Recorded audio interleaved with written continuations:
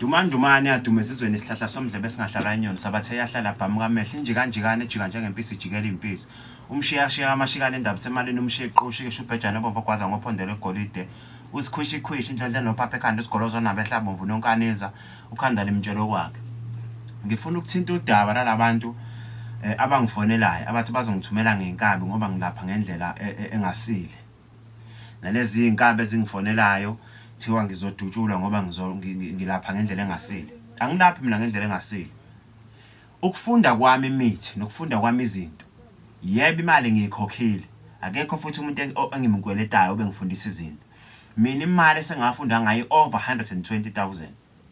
Asifikele ko 140 or 60. Imali esengafunda ngayo izinto. Hayi ukuthi uma ngifunde ngemali ye160 sekumele ukuthi abantu ngibamela cha. Angiyima abantu entanyeni.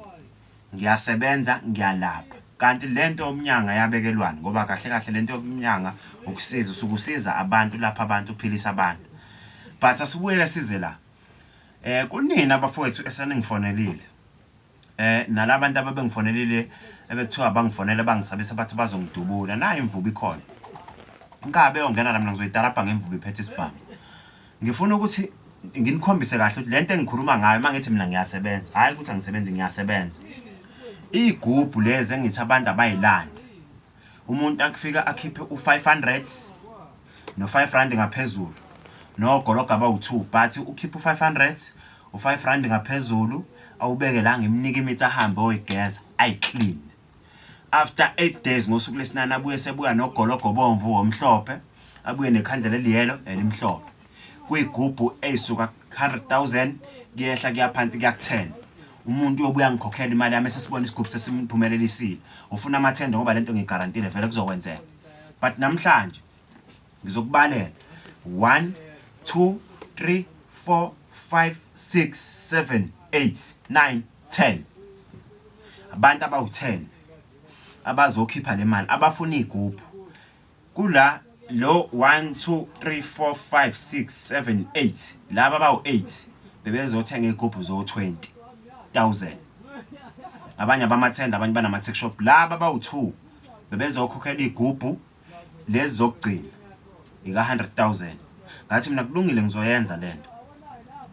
Ake sisuke ke la kule mali le eceleni sibeke nje eceleni ngoba esami isigubhu mina ngithi umuntu mesithatha ehamba naso emasontweni amathathu so sesimphofemele seyibona imali lesonto lesi4 guarantee for sure yobe sebuye ezongikhokhela imali mengikweleta 100 mewuthola u50 yobuye ezokhokha kasho 50 yobuye ukhokhe uhlangana no50 aphinda ukhokhe. Asibaleni angiyibali le mali le abantu abezofuna insebenzo le yensebenzo angeke ngize ngigxile kuyona ngoba le nayo 500 abanye bakhokha ama1000 abanye bazokhokha 2000 for ukugezwa abayofuna umsebenzi. Asibale le egroup le special engathi ngiyasibeka ngisibekela igroup zani zokuphakanyiswa ukuze abantu beze babe nalo ithemba. Hayi ukuthi angiyazi imali lento ukuthi mangifonela kuthiwa ngiyazi imali kumele ngidutshulwe ngoba isekho lento yami sengilapha ngendlela engasile ngilapha ngendlela eright mina. Le ndlela engilapha ngayo ngibulala umsebenzi womnyanga. Ukubulala kwami umsebenzi womnyanga ila ngiyokhipha khona ivideo ngithi abantu mabefuna ukwenza izinto umuntu mefuna ukugeza hlanganisa ukuthi nokuthi angichaza umuthi mina ngidalula umuthi ku social media ngithi abantu abeze no 500 ngizoba nikeza igroup zabo abayifunayo babuye bezokhokha ngoba lento ngiyayazi ngoba futhi lento ngiyakhona ukuyiphendula futhi uma ngasabuye ezokhokha umuntu ngiyakhona ukuyiphendula ifike yenza mess lapha emuva. Ake sibaleke le mali labantu ngoba bezobuya emva kwensuku ezo8 bezothatha igroup zabo basazofika nabanye bezokhi mhlawumbe kufike 5 mhlawumbe kufike 3 kufike 7 noma kufike 18 bezokhokha 500. Ake sibaleke le mali kule ewu500 no5 rand uzobuya nogologo bomvu omhlophe ikhandlela eliyele limhlophe bese siyamnikeza isigubhu sakhe ahambe naso. Uma esesithatha lesigubhu esebuya ezokhokha within 3 weeks noma within a month makuphela inyanga ngenyanga yokuqala inyanga esibili lithi qala isonto ebuye ezokhokha kungenzeka after 3 weeks babuya abawu3 bezokhokha kwenzeka after 4 weeks babuya ababili bezokhokha kwenzeka after 5 weeks abuye yodwa ezokhokha kwenzeke after 6 weeks or 7 weeks babuye bonke labezokhokha. Ake sibaleke le mali u20,000 u40 u60 u80 u100 u120 u140 u160 160,000 asubeke eceleni bese sibala labo 100,000 kungenzeka emva kwenyanga embili babuye bezokhipha o50 o50 ithi 100 okusho ukuthi sithini isi 200 and bani 260 or 280 because it's 20 40 60 80 100 110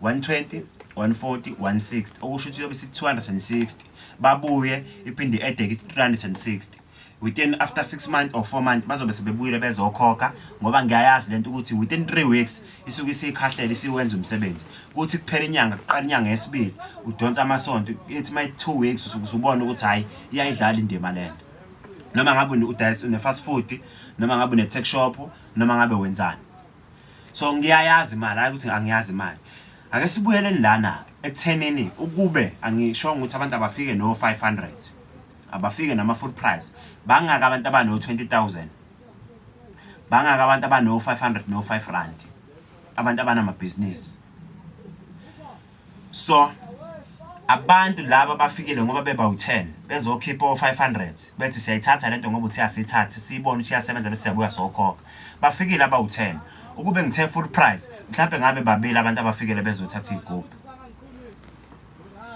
but namhlanje bafikile baba u10 angikayibali le nsebenzo ngibala le yezigubhu hayi ukuthi mina ngiyachaphaza umsebenzi womnyanga ngedayisa igubhu izinto ezitholakala kanzima ngo500 akusibo 500 ngithi mina umuntu akathathe ashiye lo madlana encane ukuthi nabanye bakwazi ukuthola imithi abazofika ngamuva bese uyisebenzisa abuye ezonginikeza imali hayi ukuthi ngichaphaza umsebenzi womnyanga ngiyabezwa abanye bethi sengiyawisa umsebenzi womnyanga angisasebenzi sengiyabheda lento kwavala nepage lami la TikTok ngaqala phansi ngalivula kabusha ipage lami la TikTok livaliwe ngaqala phansi ngalivula kabusha sengitholakala na YouTube kuphela na TikTok kuphela uInstagram wami uhackiwe inamba zami bengisebenzisa zilokho eyihack kuthiwa kufanele ngiphakame ngoba ngizobulala umsebenzi ukubulala kanjani umsebenzi ngoba phela ngiyasiza ngabe ngiphakamiswa kakhulu ngoba phela ngiyasiza njengabanye abasizayo esinabo kulomsebenzi